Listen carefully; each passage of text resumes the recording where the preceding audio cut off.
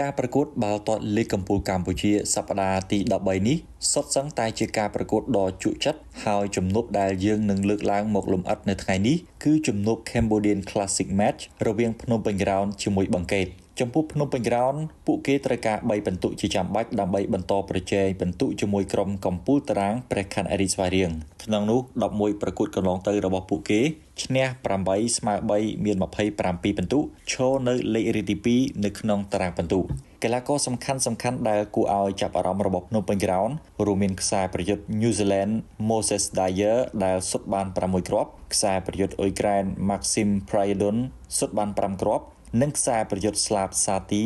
ដែលតែងតែបង្កើតឱកាសដល់ក្រុមដោយឡែកបឹងកេត11ប្រកួតកន្លងទៅរបស់ពួកគេឈ្នះ5ស្មើ3ចាញ់2មាន15ពិន្ទុឈរនៅលេខរៀងទី4នៅក្នុងតារាងពិន្ទុបឹងកេតទើបតែនាំយកខ្សែប្រយុទ្ធកណ្ដាលថ្មីម្នាក់មកចូលរួមក្រុមគឺកីឡាករជនជាតិអូស្ត្រាលី Cyrus Dehmi មកចូលរួមក្រុមចំពោះកីឡាករដែលគួរឲ្យចាប់អារម្មណ៍របស់បឹងកេតនាពេលកន្លងមករួមមានខ្សែបម្រើ Charlie Scott ដែលជាកម្លាំងដ៏សំខាន់នៅតំបន់កណ្ដាលកីឡាករ Mat Norun តែងតែបង្កើតឱកាសដល់ក្រុមក៏ដូចជាកីឡាករ Ew Sawannara ដែលសុទ្ធបញ្ចូលទីបាន4គ្រាប់ឲ្យក្រុមយើងរំលឹកពីប្រវត្តិជួបគ្នាពីលើកចុងក្រោយរវាងក្រុមទាំងពីរជំនួបកាលពីថ្ងៃទី27មេសាឆ្នាំ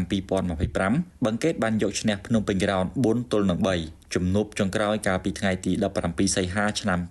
2025បឹងកេតស្មើជាមួយភ្នំពេញ Ground 0-0សូមបញ្ជាក់ថាជំនួបលីកកំពូលកម្ពុជារវាងភ្នំពេញ Ground ជាមួយបឹងកេតនឹងធ្វើឡើងនៅថ្ងៃទី21ធ្នូនាកីឡដ្ឋានភ្នំពេញ Ground វេលាម៉ោង6ល្ងាច